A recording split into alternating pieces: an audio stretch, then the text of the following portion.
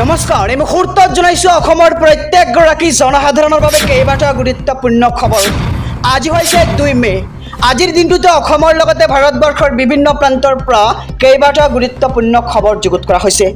এই মুহূৰ্তত জনাইছোঁ আজিৰ প্ৰথমটো খবৰেই ৰাজ্যবাসীৰ বাবে এটা ডাঙৰ খবৰ।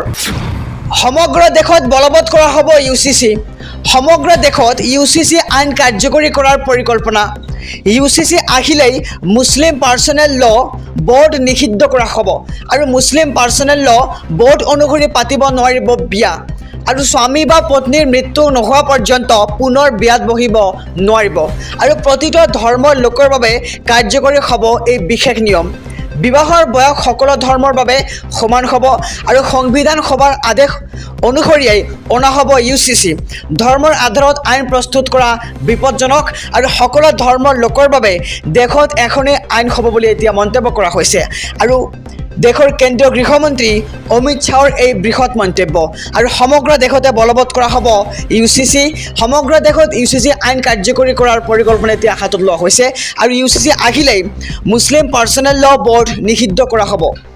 এই মুহূৰ্তত জনাইছোঁ আজিৰ 2 নম্বৰ খবৰটো ৰাজ্যৰ লাখ লাখ শিক্ষাৰ্থী আৰু অভিভাৱকৰ বাবে ডাঙৰ খবৰ। নৱম আৰু দশম শ্ৰেণীৰ ছাত্ৰ ছাত্ৰীৰ বাবে আহি গ'ল এক নতুন নিয়ম। নতুন নিয়মেৰে অনুষ্ঠিত হ'ব মেট্ৰিক পৰীক্ষা। মেট্ৰিকৰ OMR শ্বীটত থাকিব 4টা ছেট। MCQ আৰু বৰ্ণনামূলক দুয়োটা ভাগতে উত্তীৰ্ণ হোৱাটো বাধ্যতামূলক কৰিছে এইবাৰ শিক্ষা সংসদে। অন্তৰ্ভুক্ত হ'ব নতুন ঐচ্ছিক বিষয়। কৃত্ৰিম বুদ্ধিমত্তা আৰু ৰবটিক্স হ'ব ঐচ্ছিক বিষয়। নৱম আৰু দশম শ্ৰেণীৰ ব্যৱহাৰিক পৰীক্ষা নিয়ন্ত্ৰণ কৰিব জিলা পৰ্যায়ৰ আভ্যন্তৰীণ পৰীক্ষা কমিটিয়ে। পাঠ্যপুথিৰ পৰা প্ৰত্যক্ষভাৱে দিয়া নহ'ব গণিত আৰু বিজ্ঞানৰ প্ৰশ্নকাকত। ৰাজ্যৰ লাখ লাখ শিক্ষাৰ্থী আৰু অভিভাৱকৰ বাবে ডাঙৰ খবৰ। আমি খবৰটো জনাইছোঁ। 1 তাৰিখৰ পৰা 10 তাৰিখৰ ভিতৰত লাভ কৰিব ৰেচনৰ সামগ্ৰী। মনত ৰাখিব, ৰেচনৰ চাউল সংগ্ৰহ কৰাৰ সময়ত দিয়ক ফিংগাৰপ্ৰিণ্ট।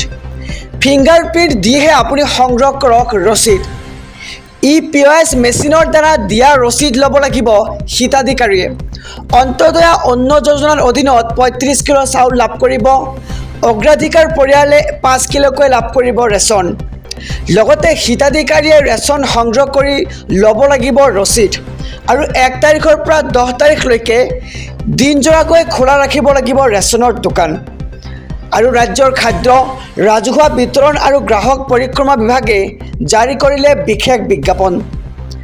ৰেচন কাৰ্ডৰ হিতাধিকাৰীৰ বাবে চৰকাৰে মুকলি কৰিছে ফোন নম্বৰ আৰু ৰেচনৰ দোকানীয়ে চাউল কমকৈ দিলে আপুনি দিব পাৰিব ইয়াৰ বিৰুদ্ধে অভিযোগ। আপোনাৰ এটা অভিযোগৰ পিছতেই জেললৈ যাব লাগিব ৰেচনৰ দোকানীজনী।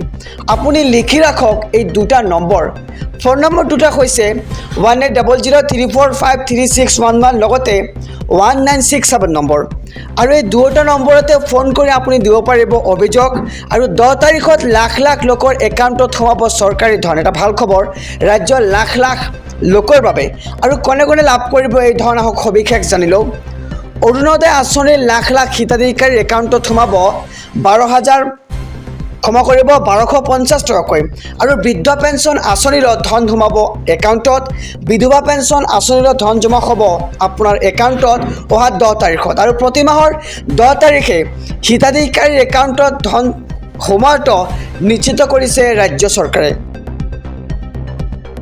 আজি নিশা ভয়াৱহ ৰূপ ল'ব পাৰে বতৰে। উজনিৰ পৰা নামনিলৈ ভয়ংকৰ সতৰ্কবাণী জাৰি কৰিছে আঞ্চলিক বতৰ বিজ্ঞান কেন্দ্ৰৰ পৰা আৰু 30খন জিলাত ধুমুহাই ল'ব পাৰে ভয়াৱহ ৰূপ। 50ৰ পৰা 60 কিলোমিটাৰ বেগত বলিব এই ধুমুহা আৰু ঠায়ে ঠায়ে বিজুলী ঢেৰেকণি শিল বৰষুণৰো আগজাননী দিছে আঞ্চলিক বতৰ বিজ্ঞান কেন্দ্ৰৰ ফালৰ পৰা। আৰু ৰাজ্যত 4 দিনলৈ থাকিব নেৰানেপেৰা বৰষুণ আৰু 2 মে'ত ভয়াৱহৰ পৰা ভয়াৱহ হ'ব এইবাৰ বতৰ আৰু 6খনকৈ জিলালৈ অৰেঞ্জ এলাৰ্ট জাৰি কৰিছে আঞ্চলিক বতৰ বিজ্ঞান কেন্দ্ৰৰ ফালৰ পৰা আৰু উজনিত ল'ব ভয়াৱহ ৰূপ বতৰে। ডিব্ৰুগড়, তিনিচুকীয়ালৈ অধিক সতৰ্কবাণী জাৰি কৰিছে বতৰ বিজ্ঞান কেন্দ্ৰৰ ফালৰ পৰা। লগতে ডিমা হাছাও, কাছাৰ, হাইলাকান্দি, কৰিমগঞ্জ এই 4 জিলাত মুছলধাৰ বৰষুণৰ সম্ভাৱনা ব্যক্ত কৰিছে আঞ্চলিক বতৰ বিজ্ঞান কেন্দ্ৰই। আৰু আগন্তুক 3 মে'ত 23খন জিলাত য়েল্লো এলাৰ্ট জাৰি কৰিছে বতৰ বিজ্ঞান কেন্দ্ৰই আৰু প্ৰতি ঘণ্টাত 50 কিলোমিটাৰ গতিবেগেৰে বলিব এই ধুমুহা বতাহ।